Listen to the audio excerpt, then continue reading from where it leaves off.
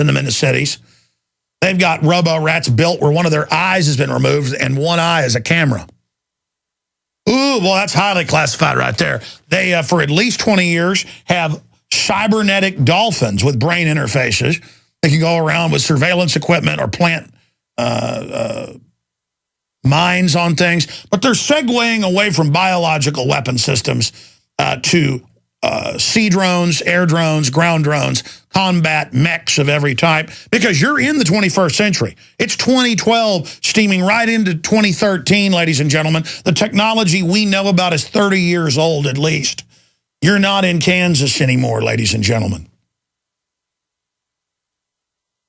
And this brain program was so classified. You know, most of these universities have DARPA funding. What you see, the labs, the stuff that people are being taught, that's just a farming program to see who will do what they're told to assess you for the PhD programs. And then when you get into the I've only seen restricted programs at the University of Texas, and I wasn't even supposed to see that.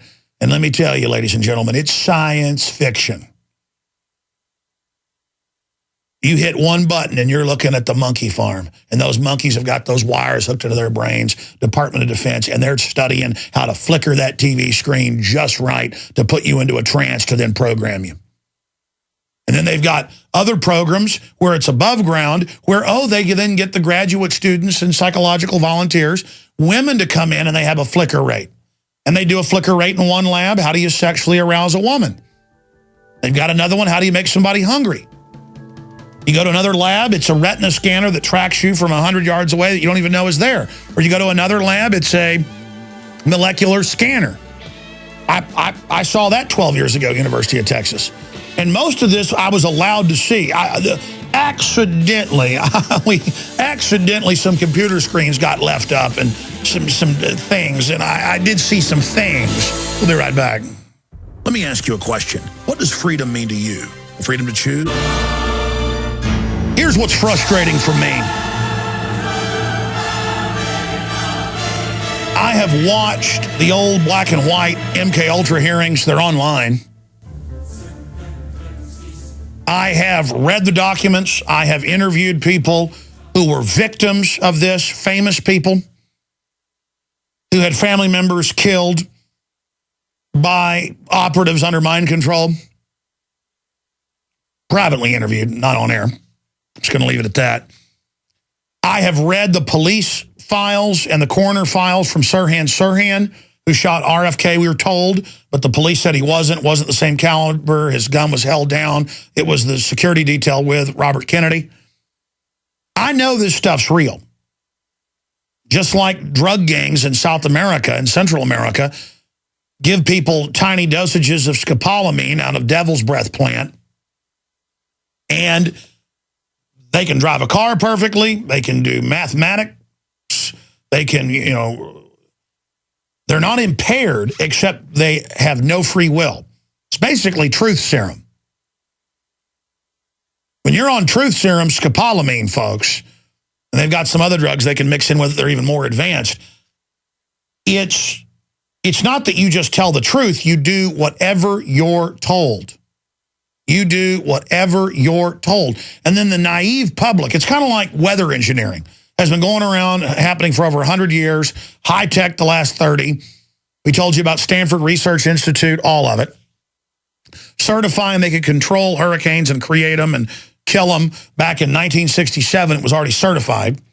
I covered this when it was still classified.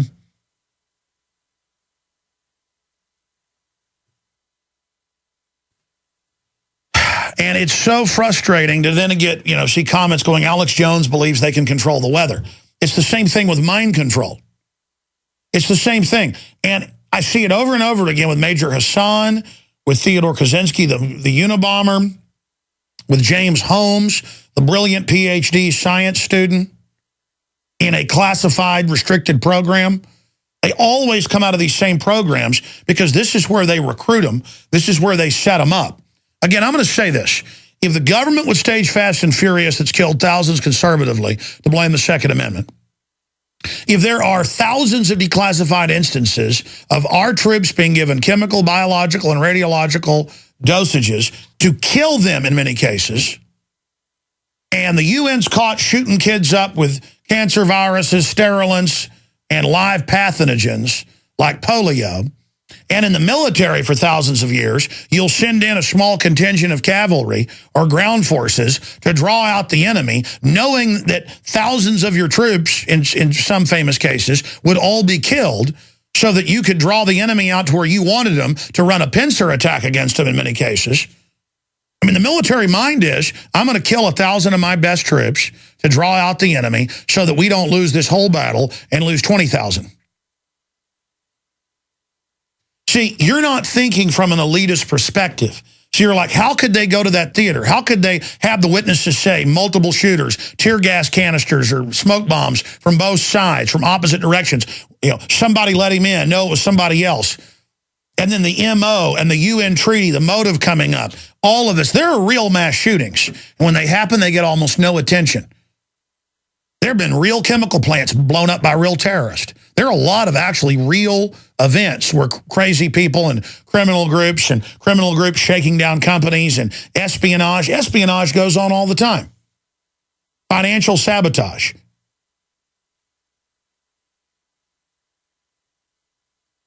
Real terror attacks you don't hear about. It's the fake ones you do. Because the globalists have a rule when they're not really doing something, they don't want it to be discussed. They don't want it to be a big deal. You know, there have been cases of whole police stations shot up and 5, 6 cops killed in just the last year and a half. You never hear about it on the news. Minor footnote. Because they don't want real terror attacks being discussed. But when they've got a big, see, again, and the frustration is there's thousands of points here, literally.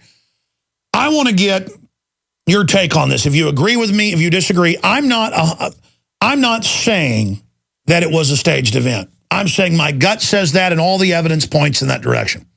I'm not saying you're bad if you think he was just on psychotropic drugs, which is a form of mind control itself. You take hallucinogenic drugs like he was taking over the counter. I mean, not over the counter, but prescription, which are over the counter, but not over the counter in the classic sense. You take those. It puts you into a suggestive state. You play video games, watch violent movies. A certain percentage of people are going to go cuckoo. Like Sergeant Bales over in Afghanistan. He was on a bunch of those drugs. Oh, here, let's put you on a psychotropic that can make you go psychotic and then send you. Yeah, I mean, that's a good idea. So, I mean, we got articles up, people saying that's what they think at Infowars.com. That's fine. As for me, this has all the earmarks of a very sophisticated black op. We're on the march. The empire's. We saw a lot of acts of heroism by men protecting their girlfriends. We saw a 13-year-old step in front of a bullet for a smaller child. We also have a video up at Infowars.com, how to stop a massacre.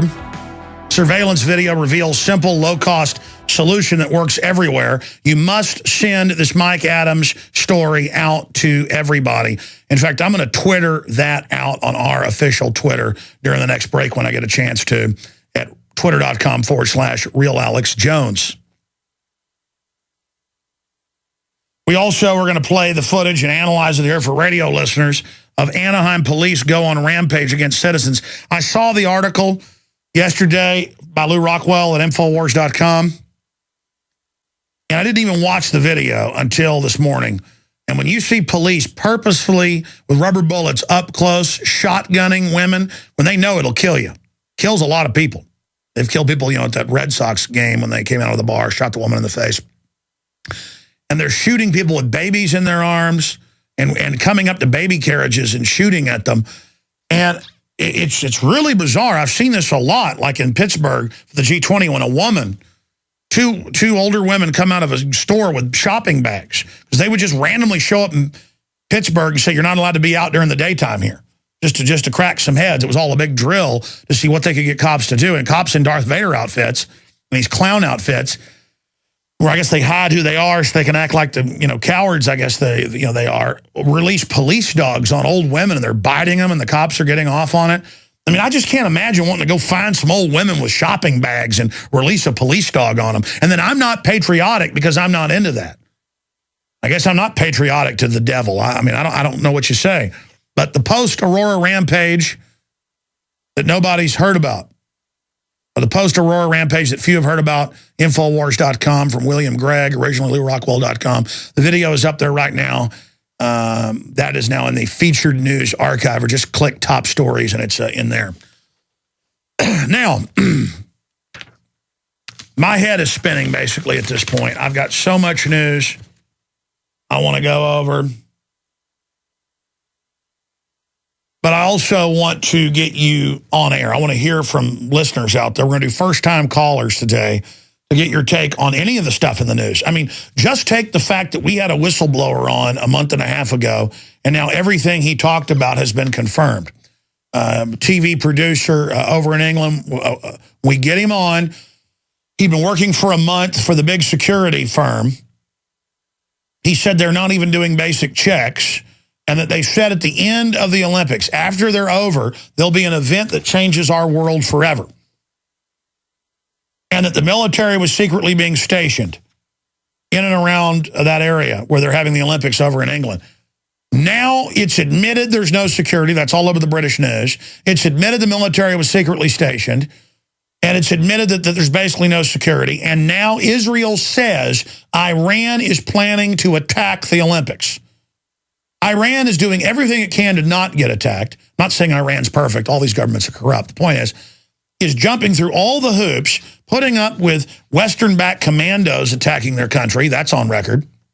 Destabilization actions. So they're now going to attack the Olympics via Hezbollah so that they control, which they do to a great extent, so that they will get attacked and overthrown. I mean, that is just, that'd be like saying, I don't follow it enough, but who's like the top heavyweight fighter in UFC right now? I have no idea. But I mean, let's just say Mike Tyson in his prime in 1988. It'd be like saying, I'm going to go pick a fight with Mike Tyson right now. Yes, Israel says Iran is going to attack the Olympics. I mean, that is huge because all the different sources we've got say they are planning something big at the Olympics. It may not happen now because we're talking about it, but listen, in the 1972 Olympics in Munich, they have one day in September. I don't know if it's on the new DVD. I saw it in theaters in the late 90s when it came out, narrated. I saw it, Randy Couture. Is that his name?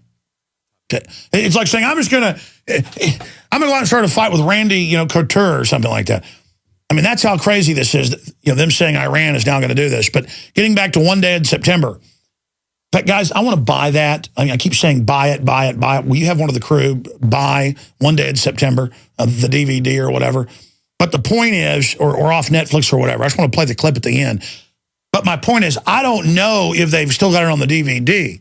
But I know it won an Academy Award. I saw it at the Arbor Movie Theater in Austin, Texas, the old Arbor, when it was still inside the mall in North Austin. I don't know why those details matter. I saw it in the late 90s. I think it came out like in 99. And at the end of the movie, they go ahead and say, oh, yeah, German intelligence actually staged the hijackings with the terrorists, and there was actually a group in intelligence who was working with the group above the people that launched the attack in Munich. And they have an hour-and-a-half documentary about the terrorists and all the rest of it.